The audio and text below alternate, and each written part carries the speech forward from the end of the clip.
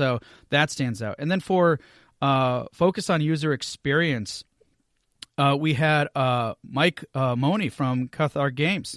And then we also had that with and that was episode 121. If I didn't mention the episodes here, whatever, I'll provide these in the show notes. And then Audrey LaPrince from the Game Bakers, right? Yes. Like, really showcasing that as well. Focusing on the user experience. And then last but not least, like having empathy. And it's really funny because some of these two are like repeats as well, that you see these themes, just come throughout. Because like with having empathy and being kind, Jenny Wyndham from Rose City Games, episode 124, have patience, empathy, and be kind. She incorporates both empathy and being kind there. Tim Robinson, he was talking specifically about, project management in episode 119, but that was one of the key things he says was empathy and patience, right? Again, this theme comes up. And then Ram Ismail again, focus on the kindness when he was talking about community. So it was just, like I said, from an analytical perspective, it's really interesting.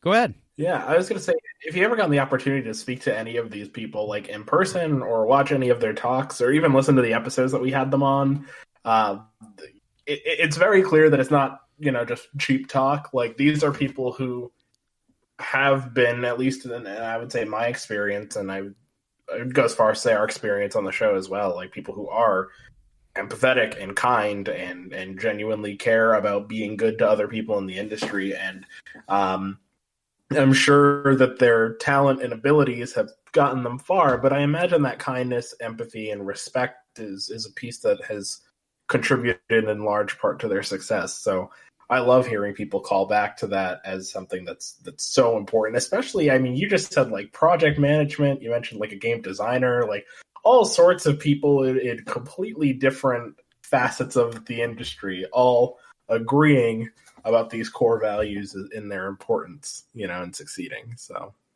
it's no wonder why we may, I hope we don't, but come off as a little preachy for these things, but there's a reason for it. It's not simply of something that we, firmly believe in, but it's something that the rest of the greater community and respected figures in this community also follow. So there's got to be something right there, I guess. I don't know. I can't give you the complete answer on that, but at least for us and them, it feels like it is, we are on the right path with that outlook. So, but yeah, still, it was really cool to see that those are being the most common ones. So even from an analytical perspective, that's what surfaced. So, and there's a lot of other good ones there too. If I were to add one more thing there, though, which is big in point, it comes down to consistency, right? So this is a little bit more pragmatic, tactical, tangible aspect of these things too, because consistency, as we've shared throughout the show, is really important to just continue to do what you're doing. And don't let like numbers and other things bring you down, which is a good segue into doing our quick little season postmortem. So are you ready for that, Mustafa? Oh, yeah, absolutely. Let's do it. All right. So in this section, we're going to go over some just basic numbers with you guys. So basically like some performance, growth, things along that line. And I'm going to run down these numbers pretty quickly because it can be kind of boring. But like to date, so all time, we have over 26,000 unique downloads. Doesn't seem like it might be a huge lot, or at least compared to like, I don't know, any number of really popular, well-known podcasts that are out there. But for us, I mean, we're really proud of that. But we're really proud of mostly is like the type of growth that we've been seeing. So since we started in 2018, we've been seeing like year-over-year growth of 140%. Now, a lot of that was really big in the beginning because guess what? On average, our first year in 2018, we were averaging about 140 downloads, unique downloads a month. The first one, I believe, only 19 people listened. Or actually, no. I think it was the first episode because we were not consistent early on, but only 19 people listened. But now we're currently averaging about 1,500 per month and growing. And if I remember correctly, since the beginning of this year, we're actually at a 12% growth rate. So the growth itself has slowed down. There's a lot of variable factors in there. Like we could be marketing more. We could. There's a lot, like so many different things that we could be doing. So that's why whenever we ask and do a shout out, like, hey, if you know of someone who thinks they could get value out of this, that's part of the reason, because we feel what we're doing is really helpful in sharing the word with others. And if again, we always talk about taking action, just you simply mentioning this to other people, that growth rate itself could improve, and obviously other efforts on us and other various factors.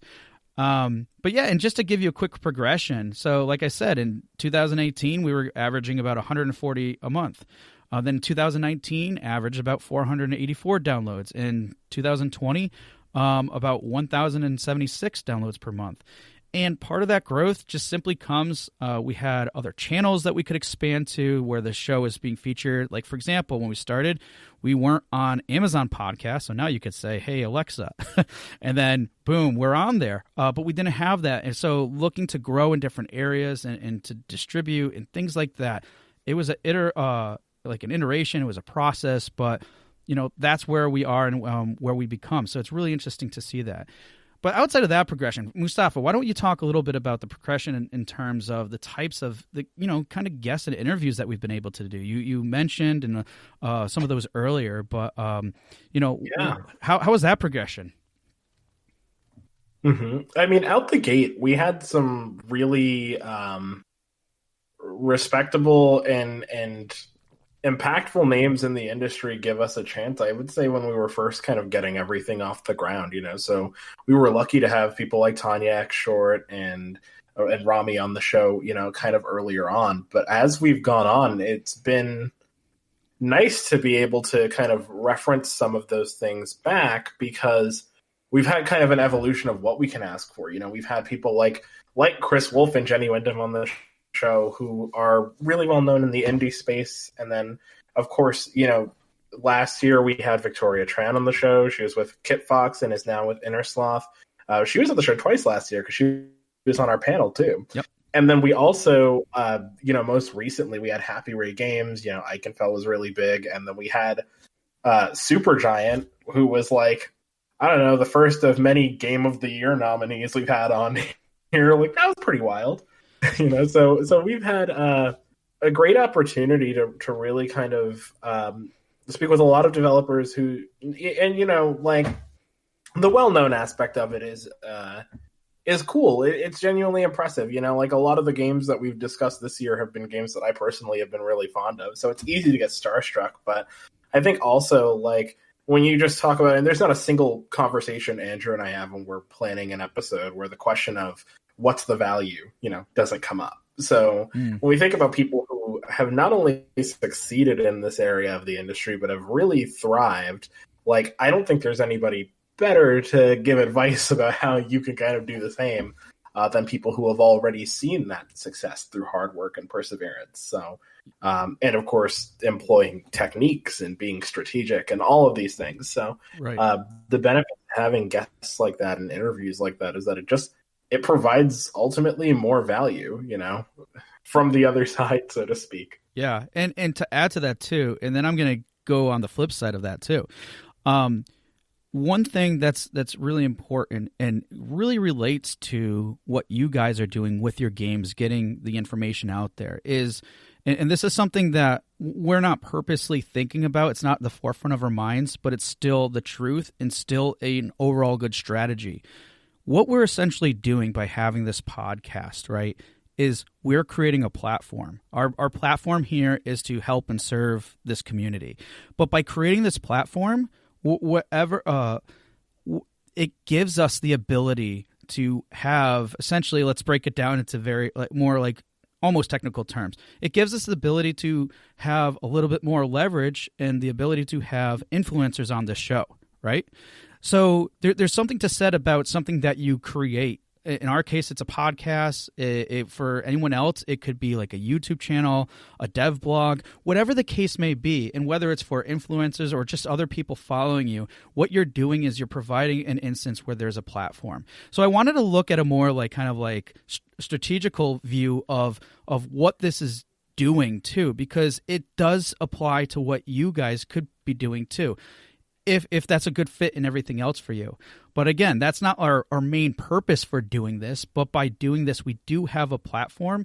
And what's great about it is when we reach out to some of these bigger names and such, it gives them an opportunity to share their voice with you, and so they can be heard. Because sometimes, and we've heard this from a lot of guests in general, they're like, wow, we really enjoy the questions that you asked because it's not the standard format that we're used to in your, typical PR interviews and things like that. So it's really refreshing. So just some things to think about as you're making your own initiatives to getting out there, and what a platform such as like a podcast, for example, could be, how it could be beneficial to you and also serving the community. And then the flip side, of course, is though we had some, reputable, well-known guests, part of our focus, and as Mustafa said, we really focus on value, is to also, reach out to devs that aren't necessarily or maybe not really well known at all. And that's okay, because what we try, a big thing and what we try to do, provide value,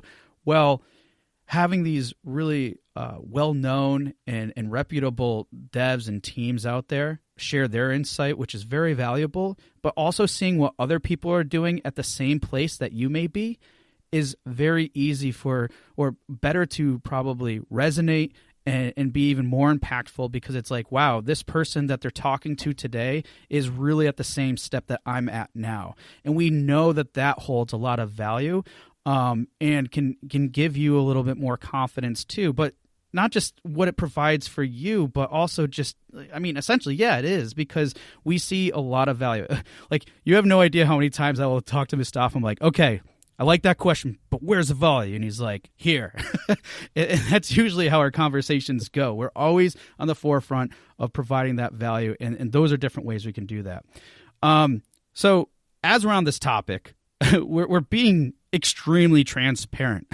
So Mustafa, why don't we talk a little bit more about other elements of transparency here in terms of like how our processes change and what this whole iteration of this podcast has been?